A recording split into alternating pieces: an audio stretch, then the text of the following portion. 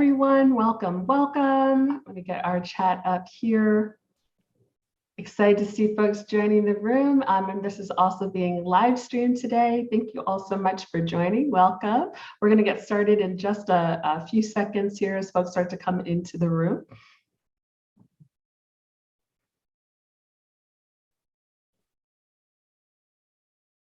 Wonderful. All right, so we're going to go ahead and get started. Thank you so much for joining today's chat and learn. We are going to go and get started here. So when we're having this conversation, we want you all to be able to participate as much as you can. We have some really great speakers today. They have really important thoughts on mentorship. It's something the three of us are really passionate about, and we're glad to bring that to you today. But please, let's participate. And we know that we get tired of seeing our face all day, but it's great for us to feel better connected. So if you have access to a camera, please turn that on. And if you will show up on the live recording, I do want to name if you do have your camera on. This is being recorded, so we'll go and send over an email with the link. And if you have anything that you want to ask, we welcome you to put that into the chat. We love that feature. And if there's anything that you want to ask that you'd like to stay anonymous with, maybe something that's personal about your job, you can actually send me over a message directly, and I'll make sure to keep you anonymous with that.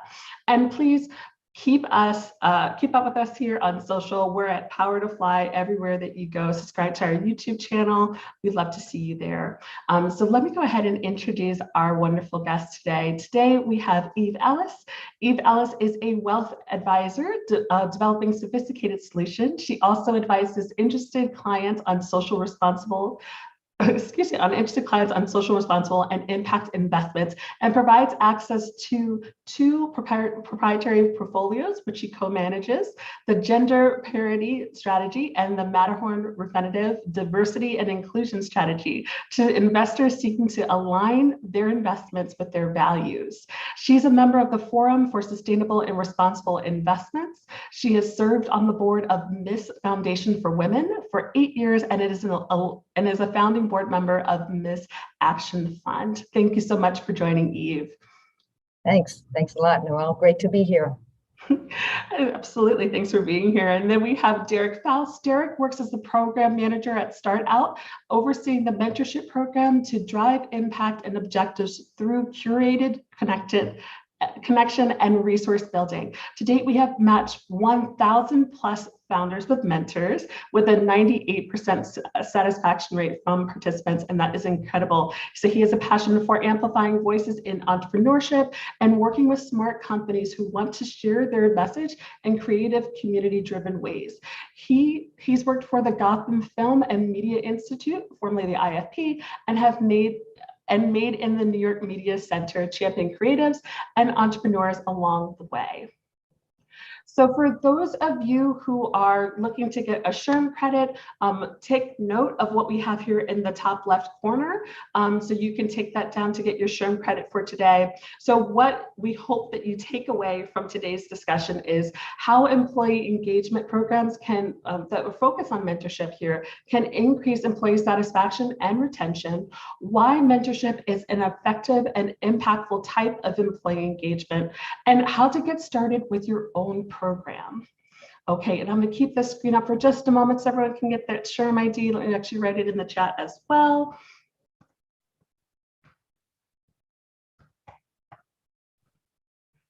Thank you, Erica. Okay, wonderful. Let me remove the screen and we can go ahead and get to it. And Erica, if you could highlight the three of us, that would be great. Thank you so much. All right, so well, I'd like to ask this question to both of you here. How does a mentorship program contribute to an increase of employee engagement? Derrick, you want to go first? Sure. Yeah, happy to. A lot of what I've been thinking about in relation to employee engagement as it pertains to mentorship is just general learning, and learning with the lens of kind of two different objectives. One is kind of network growth, and then also knowledge sharing. So a lot of the work that I've seen over the years as it pertains to kind of in the workplace and out of the workplace are really those kind of two big pillars. Thinking a little bit more strategically about as a subject matter expert, like what does mentorship look like for the mentor, being able to have conversations with their mentee, and being able to have that knowledge share, but then also what does it look like on the reverse side, where what can you learn from the mentee that helps you further in your career or specific passions that you have, and all of that kind of related back to kind of the retention and employee engagement piece, I think is super important. Thank you, Derrick. Eve, what are your thoughts? So, well, first of all, I'm speaking from the point of view, I think it's really important to understand where I'm coming from. So I'm speaking from the point of view of an employee at a firm that has the following mission: empower colleagues, deliver client success, engage in our communities. And I have to say, I've never seen a financial services firm as focused on community engagement as my firm, William Blair. And so a mentorship program is one of the avenues for us within our firm, to create and foster long-term, more meaningful connections to the organizations that we, the employees, support. So for example, here I was new to the firm a few years ago, and I brought the relationship and idea of StartOut to our head of philanthropy and community and engagement and her team, and they all said, we're all in. So from the employee's view, I would just say it made me feel valued. And it really, joining this mentorship program with StartOut specifically has just, mushroomed. And I was saying before we got on the call that I met my mentee last night for the first time in person up here in Maine. And that I am from New York City, by the way. And, it was obviously even more gratifying than one might anticipate. So I think, it's a way for us to be, us employees. Blair is a private partnership, and that's very different. And so, it's a way for us to be so engaged. And guess what? If we're more engaged, we actually like our work. So I think that's a good thing, and we like our workplace. Absolutely. And I really like that you said that the focus is on community engagement. So like even going beyond just, we say employee engagement all the time, but we're being intentional there with just using that word community first. I think that's wonderful. So what are some of those initial steps that a company should take when creating a mentorship program? We know it can feel overwhelming for folks. How do they get started? Derrick, you want to say you have more experience? Yeah, I'm happy to jump in. So one of the things, so in kind of context with what Eve was saying, the relationship between William Blair and StartOut is really a mutual alignment on mission. And that's vice versa, mission from William Blair on our part and vice versa. And also kind of what is the impact that we're trying to drive. And for StartOut, the impact is really the economic advancement of LGBTQ plus individuals and founders who are putting creative energy out there into the world that may be under-resourced. So having that clear, specific mission to illustrate the reason why there is a collaboration in the first place, but also an illustration for the employees to feel like they can participate and that they can be able to offer up their areas of expertise and their time and their resources to kind of help specifically for StartOut, our founders be able to make advancements towards their business plan, their business model, or maybe just even rethink a lot of the assumptions that they had about being a founder, even if they are a subject matter expert, if that makes sense. That makes sense. And if I can jump in for a second, I would say from what I've seen, from that there has to be buy-in as an initial step. There has to be buy-in from the top. I mean, our CEOs, our executive committee of the firm, I mean, they're in it. And, the firm was started by a guy named William Blair 87 years ago, who was extremely engaged in the community. And so I think that's carried on, but the employees can all do what we want to do, but there's got to be the buy-in from the start, from the top. And then we also have, as I said before, really a bottom-up execution, because the ideas are really coming from all of us. Mhm.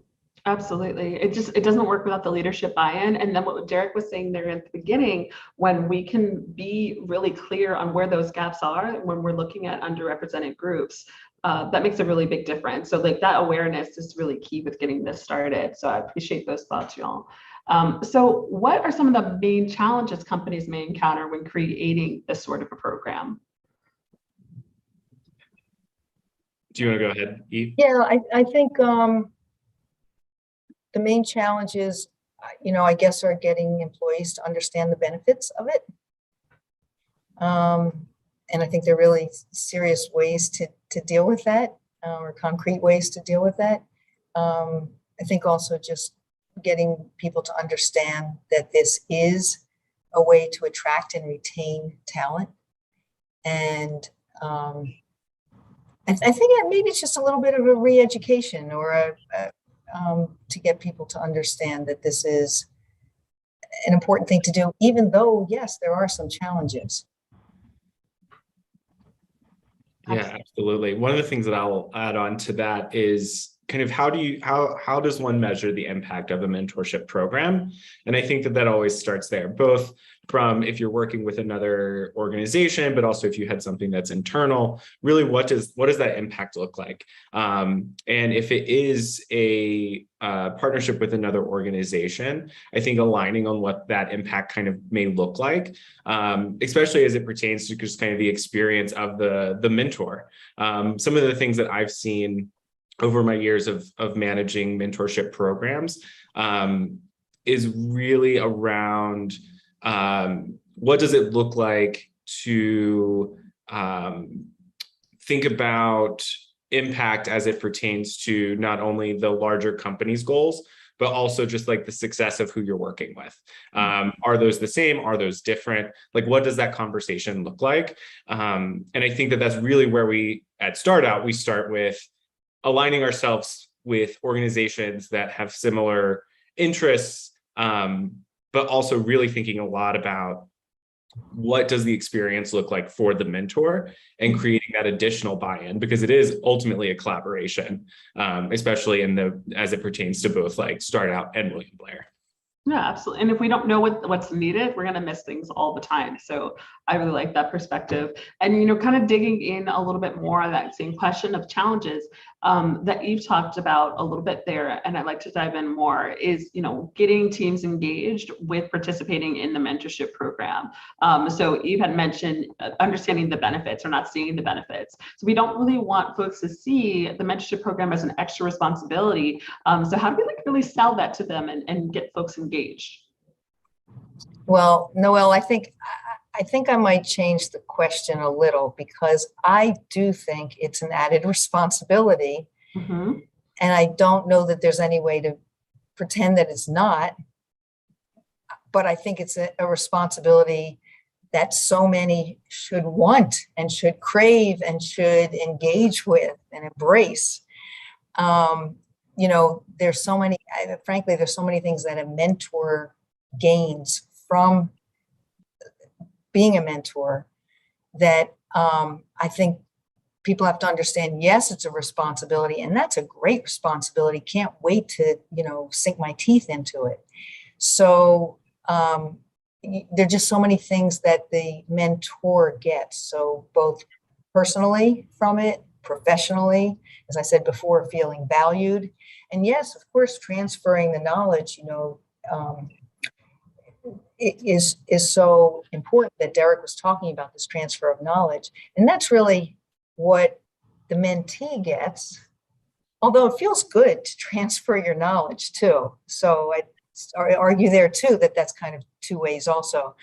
But I just think the mentor gets so much out of it. So I think, yes, it's a responsibility. And yes, it's for those in your company that have energy and that want to take on a responsibility and want to look at it as a really good, fantastic opportunity for themselves, as well as for having an impact in the community. Absolutely. Derrick, what are some of your thoughts on that? Yeah, I really love this question. It gets my like operation brain going. And I think to echo a lot with what Eve was saying is that it is an extra responsibility. But I think just acknowledging that and acknowledging that participation as it pertains to employee engagement, growth of the company, I think goes a long way. The operation part of my brain is like, give them the tools to succeed. Like, don't let it be a questioning game. Let them know and give them a framework and tools to be able to say, this is what the experience should be like. You have the autonomy and agency to kind of create it as you get to know your mentee. A good example is at StartOut, we realized just because we put two people in a virtual room or an in-person room, they're like, I don't know how to get this conversation started. Like, I don't know what to expect. And so really demystifying a lot of that on the operation side. That way, every mentor comes in and they're like, I actually know how to hit the ground running. I know where to go if I have questions. I also think something that I've seen over the years is just because someone wants to be a mentor doesn't mean that they're necessarily trained to be a good mentor. Like, what does that really look like? And that investment piece, I think, is also in tandem with thinking about giving them the tools. So if it means like giving a workshop on giving and receiving feedback, those kind of small initiatives really go a long way from the work that I've seen. And you said that your operation brain was going, and now mine is too, because that brings me into guidelines. So like for folks who want to engage as a mentor, what are some guidelines or some best practices that need to be shared with them? And what are some, clear, scalable tips or tricks with helping them really build a strong relationship with their mentee? So I may defer to Derrick on this one, but I will say that, so being a mentor in our program with StartOut was the first time I was a mentor in a formalized way. And I was that person who thought, well, I don't know what I'm supposed to do really. But I will say also that our head of community engagement, Paige LaCour, who may be on the call today, I'm not sure if she'll be able to chime in the chat, but she said to me, Eve, you mentor people all the time, whether in our firm, outside of our firm, all these, and I kind of thought, oh, I guess you're right. I mean, that's just how I function in the world. But I have to say, I don't know that I'm so good at all the things I should be doing within StartOut. For example, I still owe Derrick the questionnaire that I should have filled out a month ago. And so there's a guideline and a tip, but or the form, and I know I need to do it. So let's leave it at that. Derrick, why don't you go? Yeah, I mean, I think this also goes back to the operational part of running a program like this, is to have those checks and balances of not only satisfaction for the mentee, but also satisfaction for the mentor. I fundamentally believe that the founders that we support here at StartOut are only as successful and impactful as the happiness of our mentors. So if I can keep our mentors happy and engaged and feel like that they have a sounding board for innovative ideas, challenges, and struggles, those are the opportunities to really not only advance the programming, but also just advance those one-to-one relationships, which is really what mentorship is about.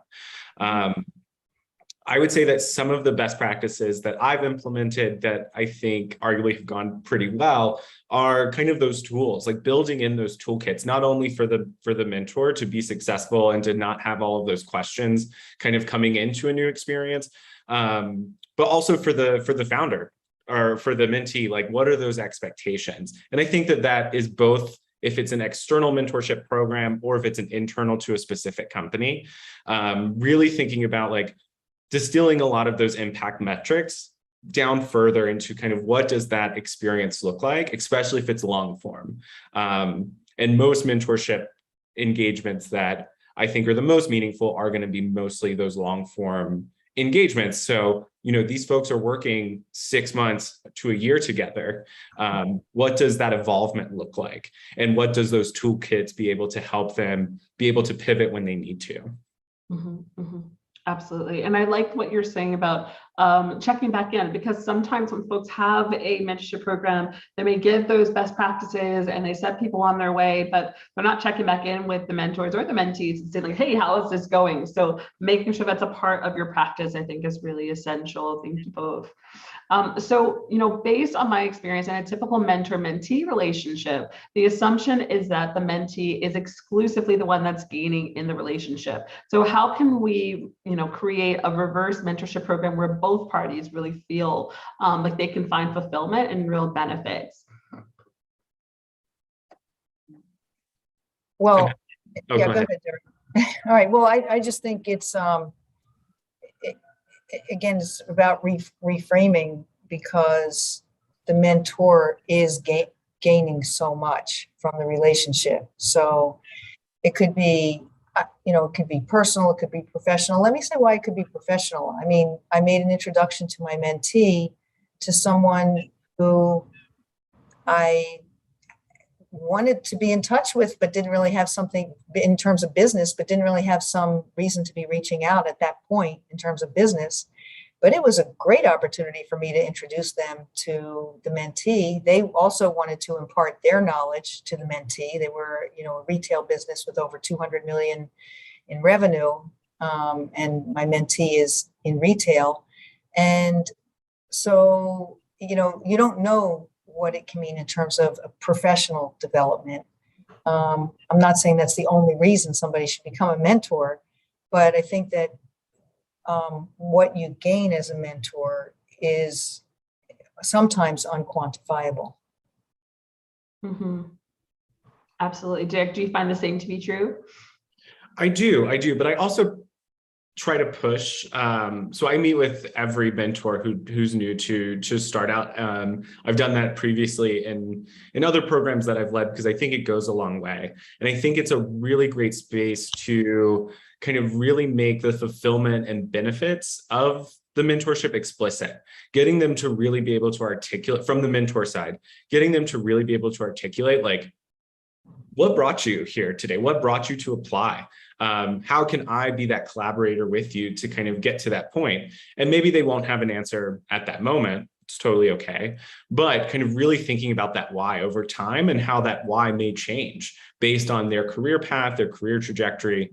I think even to distill this down a little bit more at StartOut, one of the things that I love about our mentorship program is that there are opportunities, and we have seen where a mentor-mentee relationship, there's an investment that happens, there's an advisory that has happened, opportunity for equity or to join a board. So I think that's a bit more distilled to kind of the entrepreneurial landscape. But I think from a larger context, when developing a mentorship program, like what are the those kind of special nuggets that you have as a part of an organization or in the partner organization that you can kind of look and really bring into to kind of make both the kind of interpersonal fulfillment as well as kind of potentially external things that could be a part of what that fulfillment looks like. Mm-hmm. Yeah, absolutely. So it's definitely very two-pronged. There is something that you can gain in your own professional development and being able to achieve some of your own professional goals, but we can understand the warm and squishy parts of being a mentor. It's definitely there, but it is important to be able to key in on that piece as well. So thank you so much. So how does mentorship break down barriers in communication and improve working relationships?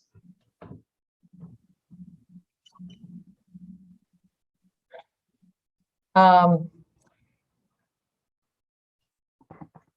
just think, it's putting yourself in somebody else's shoes that's doing something really different from what you do and making it so, you have to be more open and flexible to let that other life, I don't mean person even, but that life in.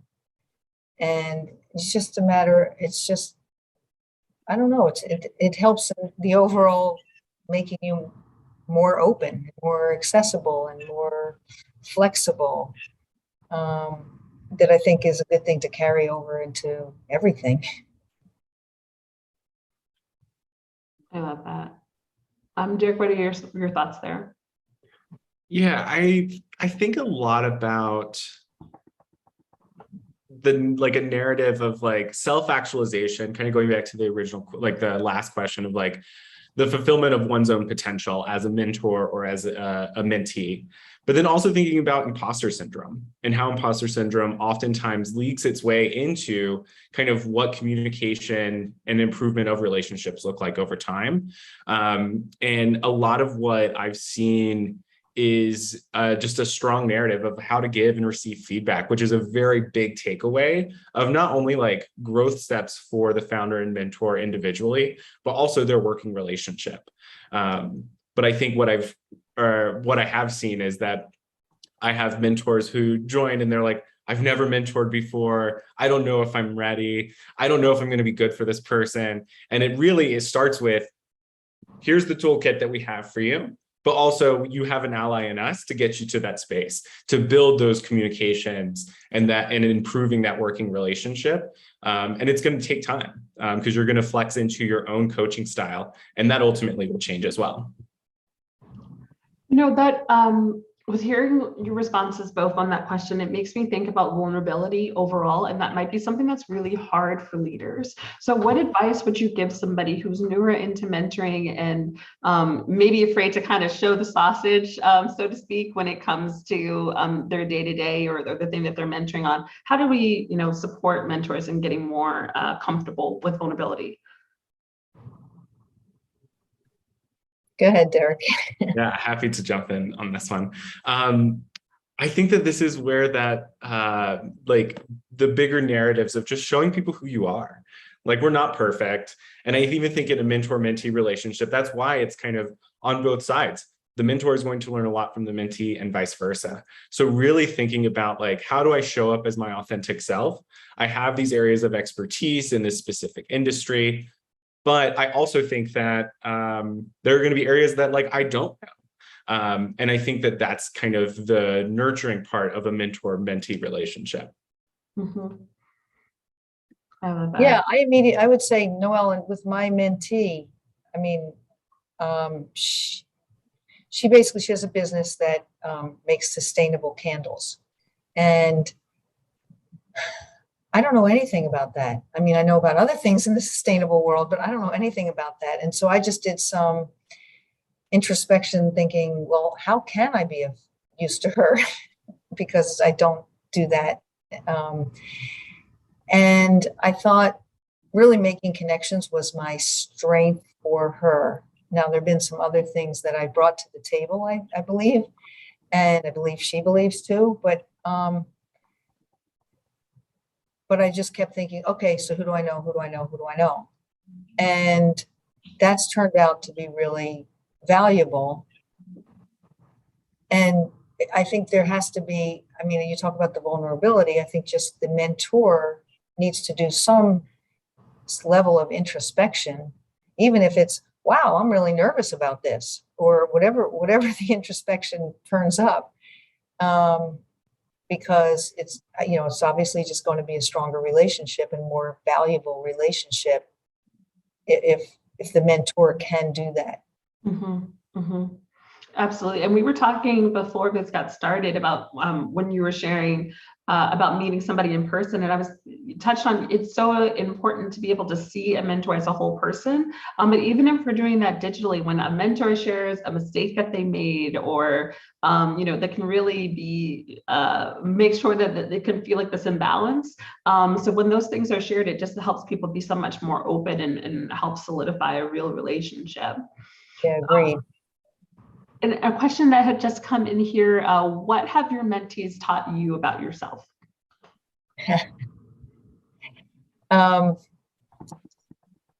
I think Minta, her name is Minta, has shown me to be even more open. She comes from such a different world from mine. And it's not about being from a different world. She does certain things that I thought, oh, I don't know if that's going to fly so well, to use the word fly. in the business world or in the retail world. And so I made some suggestions, and she said, yeah, I was thinking of getting rid of that anyway. And so I sort of solidified it, I think, in her mind to get rid of whatever it was. And then it turned out that she's come up with a much better solution than what I had in mind. Whereas I was thinking, yeah, get rid of that. And she basically has set it aside as a separate business. And I thought, oh my God, you're right. To have these two separate businesses is a much better solution. So maybe I helped her get to that. I don't know, but her solution was much better than mine. And I think, again, you just need to be open. Mm-hmm. Mm-hmm. That's the best. I mean, I think I really learned that from her. No, I love that. It sounds amazing. How about you, Derrick? What's something that you've been able to gain from a mentee? I would say that there's a power in kind of internal and community reflection. And that's something that I find to be very interesting, especially from my experience of being a mentor. Really being able to not only like sit back and reflect on the conversation at hand, but also kind of a different layer of like, what's going well, what's not going well in this potential collaboration. How can we both be agents for each other to make this as fruitful as possible? But then also just kind of a collective narrative of like, how do I then take that into my work at StartOut or into my community endeavors? And that power of reflection, I think, is oftentimes not given enough weight in these types of experiences, because you are working with people that otherwise may not necessarily be in your ecosystem right off the bat. And so learning to like reflect on a lot of those experiences and those conversations, I think, is really important. You know, that makes me think about the next question here about the way that folks get paired up. So what are some guidelines there on how to align mentors and mentees? How do we also supervise those relationships? I can jump in because this is kind of my bread and butter.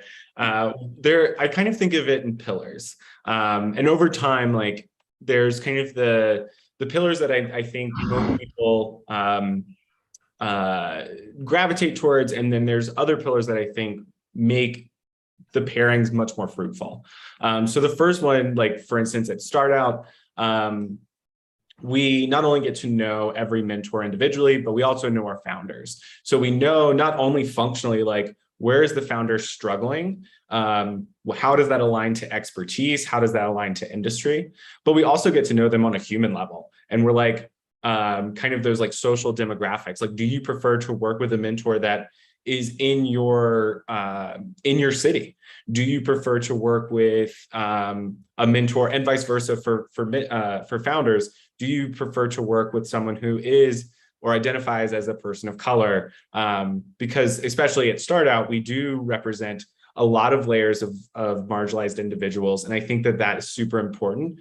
If there is a preference on those types of conversations, those are things that we kind of really weigh into. Mm-hmm.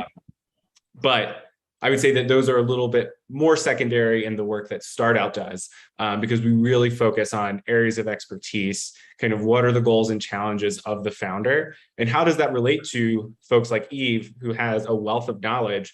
How does that relate to her expertise? And it's more of a art form than it is a science. Mm-hmm. Mm-hmm. That makes perfect sense to me.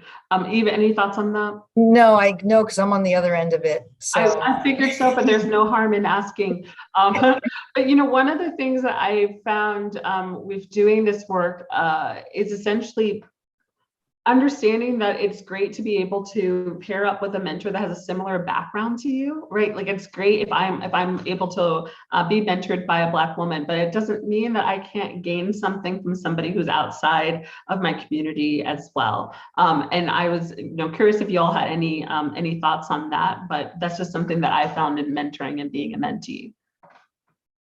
Yeah, absolutely. And I 100% agree. That's why I think in a lot of the work that I've done in mentorship, it's really around getting to know who's on the other side of that conversation. Like, and being able to make those kind of detailed notes of kind of what do they need to be successful from their own voice and from their own experiences.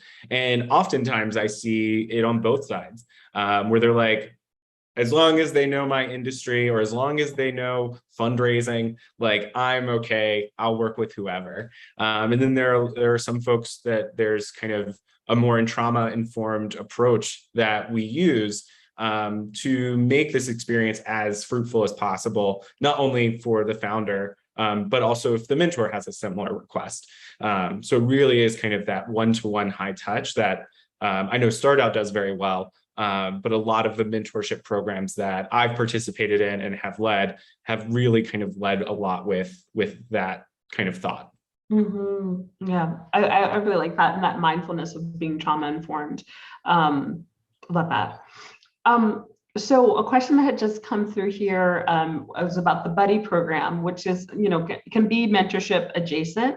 For those who aren't familiar with the buddy program, this is typically after somebody has onboarded and they're paired with a buddy that can kind of help them learn the ropes, so to speak.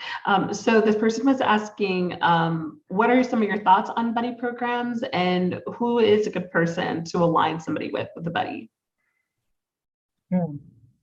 Derrick, you probably know, but I mean, I would just say, gosh, it takes a village. The more support, the better.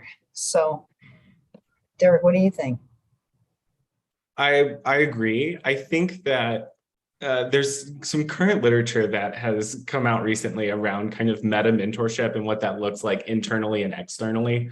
So internally, it seems that a buddy kind of program makes a lot of sense, but building in a network and an infrastructure where maybe there's a lead, but there are different layers to what that buddy system can look like, because someone can't be everything for that person.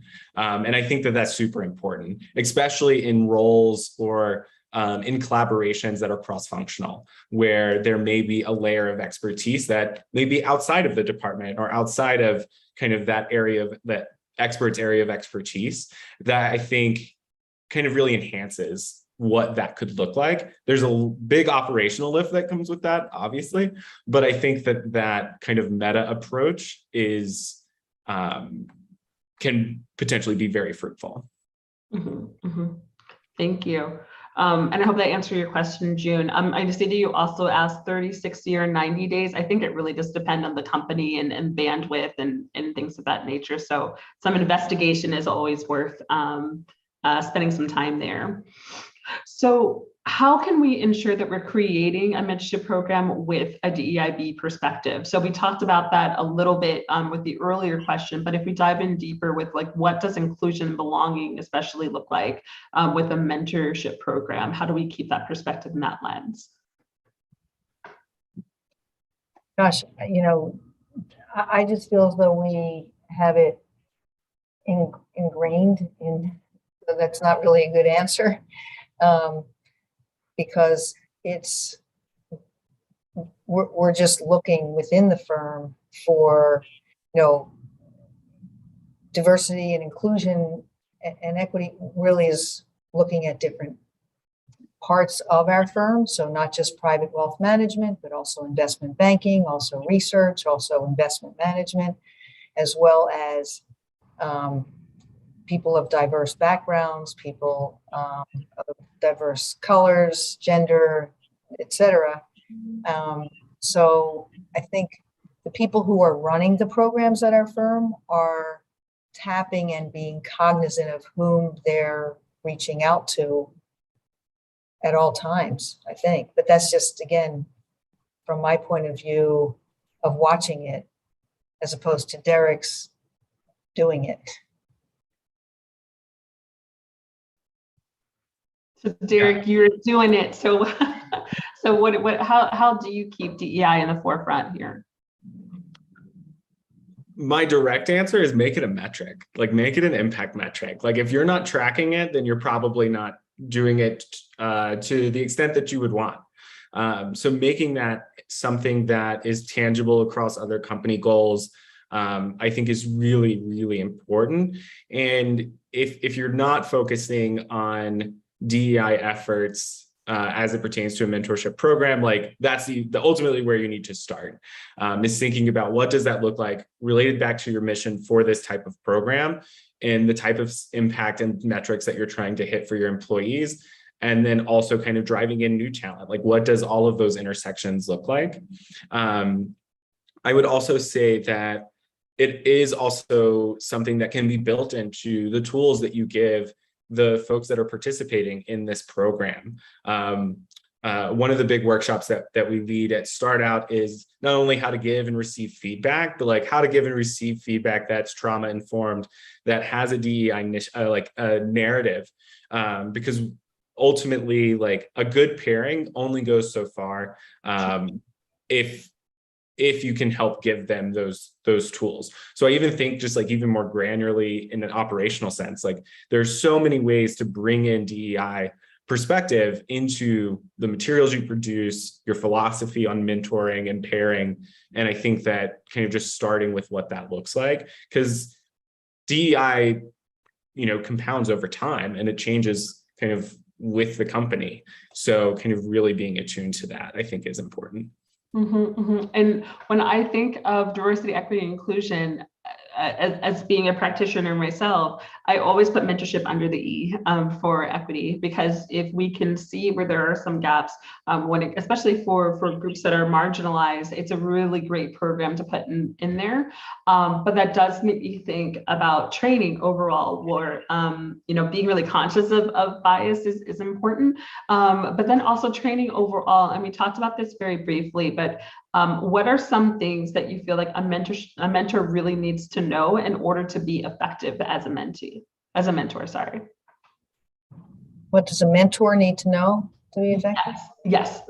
So when we're talking about making sure that they're trained, what are some things that are, essential for them to know to be able to be effective? I'm happy to jump in here as well. I love this question. And I think that I approach it in a different way of like, it's not what the mentor needs to know, from my point of view, because I do fundamentally believe that just because you may be a subject matter expert doesn't necessarily mean that you are going to be quality at coaching or mentoring. And those are a skill set that you can learn over time. So it's more about practicing in mind.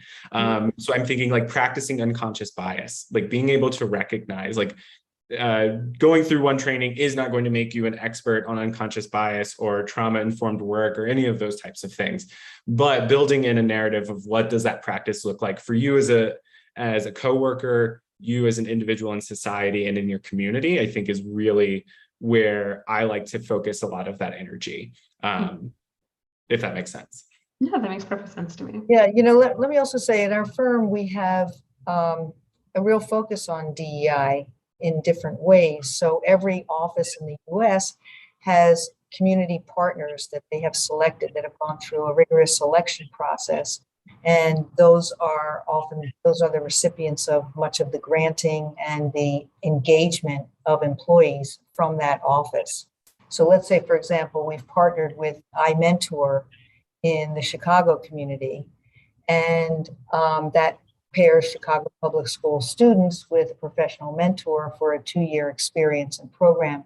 So that just happens to be Chicago's community partner, one of Chicago's community partners. So I think when the community partners are selected, we all have a say in what areas within the community we want to have the most impact. And that's part of our DEI initiatives within the firm. So I think that what I'm saying is that all of this is interconnected. So, the DEI initiatives of the firm, the ESG, environmental, social, and governance initiatives of the firm, the philanthropy of the firm, and the community partner selection. DEI is kind of sometimes front and center and sometimes the undercurrent in a selection process. Oh, thank you so much for those thoughts. That's something I'm definitely going to take away with me from this. One of the things that we can see mentors run into is trying to make their mentees into a mini version of themselves. So what advice would you give to a mentor who's doing that, or maybe a mentee that's starting to experience that, they're pushing me on a path that's exactly the same and that just isn't exactly for me. So what can be done in that case? What can be done? Wow, the mentor needs to be, educated that that's not a piece of this, nor should they really want that. I mean, it's interesting. I read this article this morning about Roger Federer leaving retiring, and one of the questions was, who's going to take your place or who plays like you? And he said, there shouldn't be somebody who's trying to copy me. And I thought, yeah, that's pretty healthy. There shouldn't be somebody who's trying to copy anybody else. So from the one who, I don't know, that idea is a little bit foreign to me. So I don't know, Derrick, maybe you want to jump in. Yeah, one of the things that I think about, and this is very much the ex-teacher in me, is like, what at the beginning of this relationship, like, did you establish like goals and outcomes for your work together? And I always really go back to that, because if you're and it can change over time, it naturally will. And I think by having that from both the mentor and the mentee side really solidifies, like, this is the tone of our work, and this is kind of where we will investigate as things come up. But I 100% agree with Eve that, like, if a mentor is trying to create a mini version of themselves, like, that's kind of the antithesis of mentorship. You're trying to make the mentee the best version of themselves, whether in an organization or outside of an organization. Hear, hear. I love that. Absolutely. And that's what we all want to grow to be, just the best versions of ourselves. And the mentors can do that as well with doing these programs. So can you provide some examples of mentorship programs and initiatives that do not require significant resources or a big budget? Because that's something that we'll get pushback from sometimes with leadership, is this is going to be too expensive. I'll mention one other organization that we work with in Chicago called Working in Schools, WITS. They bus students to William Blair offices once a week for an hour to meet with mentors for reading and math comprehension. So that's, low cost, doesn't take significant resources. So that's one example that I have. Thank you. I will plug StartOut. So very much in line with what Eve is saying, is like partnering with organizations that already have a framework built in that aligns with the mission of your organization, the mission of kind of what you envision that partnership to look like, I think is always a really great first step. Because if they've already built the infrastructure, all you have to do is just get people excited about it from your organization to then kind of do that partner network. I'll also say that if it's something that and what I have done at previous organizations is you don't have to reinvent the wheel. A lot of these mentorship programs exist, and you can find that research, you can find those frameworks that give you all of the answers. You just have to plug in what is your value add and what is your mission. And I think that if it isn't an internal mentorship program, my inclination and curiosity always says, don't reinvent the wheel. It's already been invented. You just have to put your added flair into it. Thinking of reinventing the wheel, it always comes up when I'm thinking about like remote work, because we're doing things so much more different. And when we're thinking about the way that we mentor remotely, it can look a lot different than what we're doing if it is in person, but wanting to stay away from reinventing the wheel here. But I would love to see, like, what kind of advice would you give to anyone who's starting their own mentorship program that needs to do it remotely? How do we set them up for success? Well, since I only came into it formally remotely, I don't know that I know any other way. So to me, it seemed natural to have remote meetings with my mentee and to the structure for these last few years has been completely remote. So I don't, I think in a way, most have gotten used to the idea of setting up remote meetings.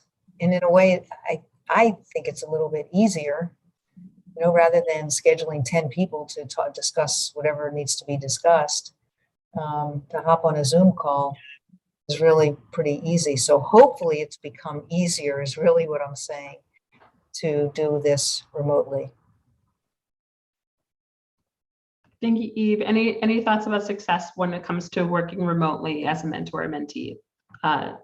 Derrick. One of the things that I have implemented, but it can always be better, especially coming out of COVID, where you want to meet people where they are as far as comfortability, but also if you have a global organization or an organization that has offices across the US, one of the things is kind of going back to that meta mentorship. Like, what does it look like to be paired with someone that maybe isn't in your geographical location? What does that value add look like? And then also on the other side, pairing them someone that is local, because there is a power in being able to meet someone within your comfort range of in person and being able to go to coffee. There's something that you just can't quite replicate in a virtual setting. I think that being said, one of the things that I've often been challenged with is like, what does kind of collective praise look like, right? We often get into these silos of being paired in a mentor-mentee relationship, but only you see it, especially if it's virtual. So what does that look like?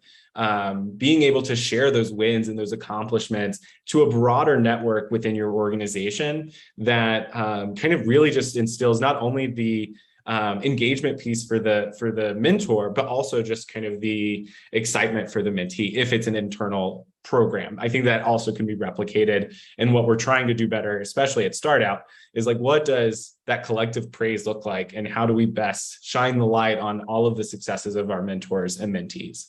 Mm-hmm, mm-hmm.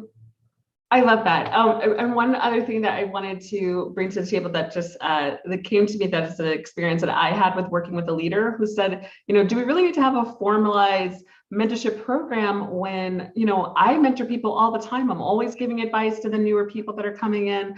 I feel like they're gaining a lot from that. They tell me that all the time. Like, why does it need to be formalized if I see some of the other executives are doing the same?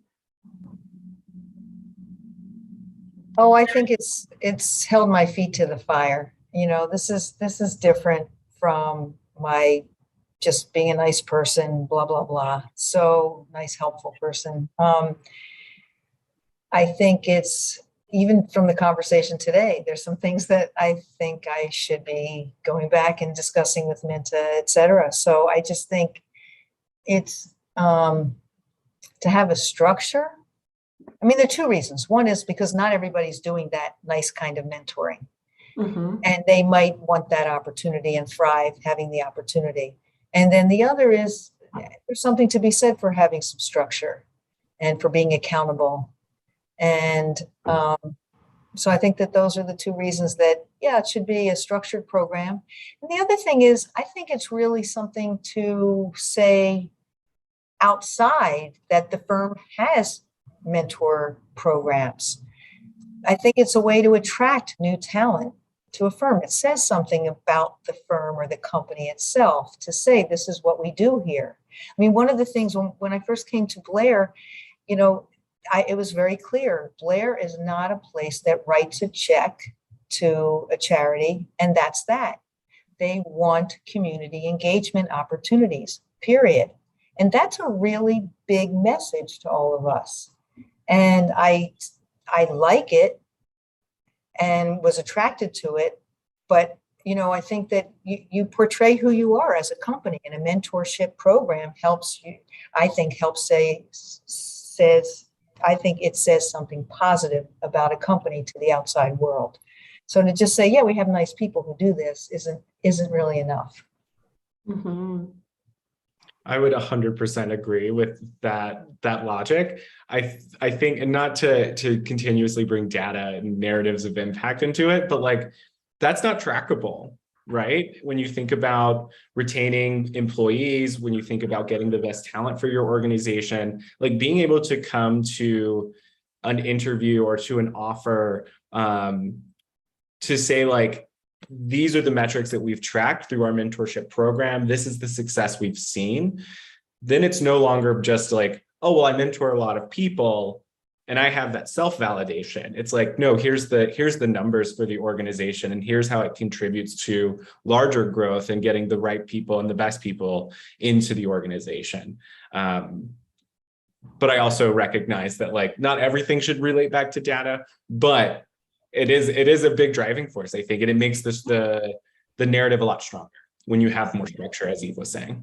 Absolutely, and getting to that business sense is sometimes what's needed in those moments when there is that rigidness with putting a program like this on board.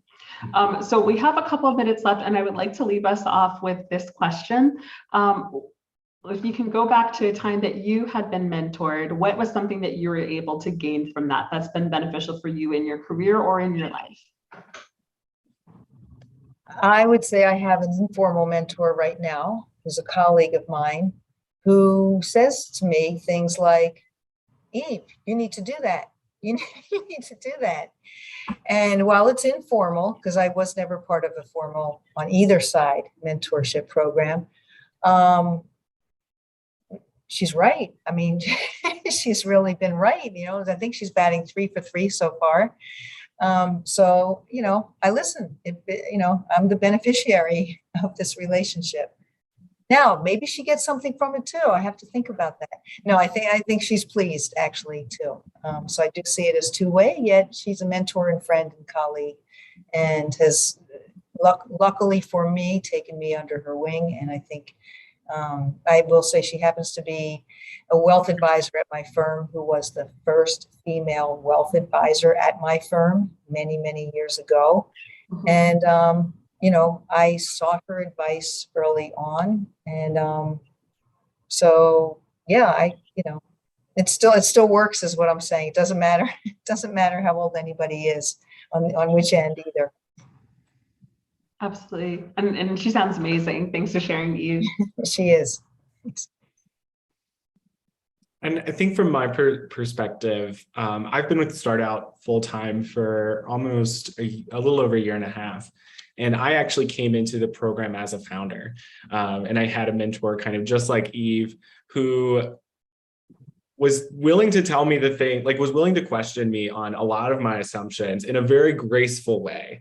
And I think that approach has just sat with me for my entire career, which is ultimately what brought me on to be at StartOut full time, because there is a finesse of being able to be authentically you, to build a relationship that not only has those tough moments, but tough moments with grace. And that's something that I think I've learned that's invaluable. And I take it into the workplace, into my community, into working with founders now that I get to mentor, is really just kind of building in that piece, I think, is something that has always really stayed with me. Oh, wonderful. Thank you so much to you both for sharing that. And thank you so much for being here. I hope that everyone was able to gain something from this conversation, understanding the importance of putting in your own program, mentorship program, whether you're doing it internally or you're doing something that is third party. Is there anything else that y'all would like to leave the audience with either getting connected with you or learning more? Well, first of all, I want to put a plug in for my mentees business. And so you should take a look at needfirecandleco.com. All right. I'm typing it up right now. Okay. And I think to get a better sense of what we do at our firm and what my team specifically does, you can take a look at our website. There is a link within the website that's called 50 Faces Podcast. And in that 50 Faces Podcast, it's about 20 minutes long. It's an interview I did a few months ago. It really drives home why I think it's important for employees to feel valued in the workplace. And so the other thing is, again, we look at all of these tools to figure out how to attract and retain talent. So we've started now to work with companies to provide comprehensive wealth planning for their employees, for their executive teams. And if they're publicly traded companies, there are more complex solutions that we provide. But all of this we really see as a perk of the company to offer wealth planning to their employees as a perk to attract and retain talent. So obviously feel free to reach out if you want to discuss any of this. Thanks. And I really have to say, power to fly. Yay, you're flying. So you're really terrific. So thank you. Thank you. And Derrick, anything else that you'd like to leave us with getting connected or learning more? Yeah, I want to say first, thank you for inviting me and Eve to this conversation. It's been really enjoyable. So I do want to plug StartOut. We do have our own mentorship program. We partner with organizations, as well as you as an individual can join as a mentor. I'm going to put the link here for folks.